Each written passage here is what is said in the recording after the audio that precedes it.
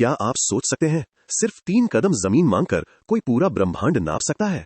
आज सुनो वामना अवतार की कहानी। एक समय था जब तीनों लोक में राजा बाली का राज था। महान, शक्तिशाली और दानी।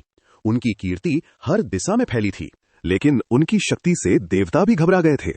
स्वर्ग लोक छीन गया था और सब विष्णु की शरण में पहुंचे। तब भगवान विष्णु ने देवताओं को आश्वासन दिया। उन्होंने कहा, मैं जल्द ही बाली के अहंकार को तोड़ूंगा। और फिर एक छोटा तेजस्वी ब्राह्मण बालक प्रकट हुआ। नाम था वामना, जो साक्षात विष्णु का अवतार था। राजा बाली उस समय एक विशाल यज्ञ कर रहे थे। उनका दान इतना प्रसिद्ध था कि कोई खाली हाथ नहीं जाता था। वामना एक नन्हे बालक के रूप में बाली के पास पहुंचे। उनकी आंखों में अद्भुत तेज था। बाली ने उस देखा और प्रसन्न होकर पूछा, हे तेजस्वी बालक, तुम्हें क्या चाहिए? जो मांगो वो मिलेगा। तब उनके गुरु शुक्राचार्य ने बाली को चेताया। उन्होंने कहा, ये कोई साधारण बालक नहीं, ये विष्णु है। लेकिन राजा बाली अपने वचन के पक्के थे। एक बार जो कह दिया उससे पीछे हटना उनकी परंपरा में नहीं था। वामना ने मुस्कुराते हुए कहा, महाराज, मुझे बस 3 कदम जमीन चाहिए और कुछ नहीं। बाली ने हंसकर कहा, बस 3 कदम?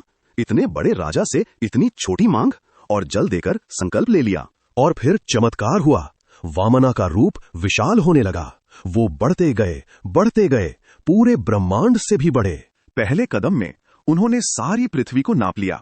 एक पाल में ही धरती उनके चरणों में सिमट गई। दूसरे कदम में उन्होंने स्वर्गलोक और सारे देवलोक को नाप लिया। आकाश उनके विशाल चरण में समा गया। अब फ्लैट तीसरा कदम रखने की बारी थी, पर ब्रह्मांड में कोई जगह बची ही नहीं थी। कहां रखें तीसरा कदम? राजा बाली ने बिना सोचे अपना सिर आगे कर दिया। उन्होंने कहा, हे प्रभु, तीसरा कदम मेरे सिर पर रखिए। विष्णु प्रसन्न हुए। उन्होंने बाली को पतला लोक का राजा बनाया और अमर होने का वरदान दिया। ये था त्याग का फल। देखा आपने? सच्ची भक्ति और वचन का पालन इंसान को कितना महान बना देता है।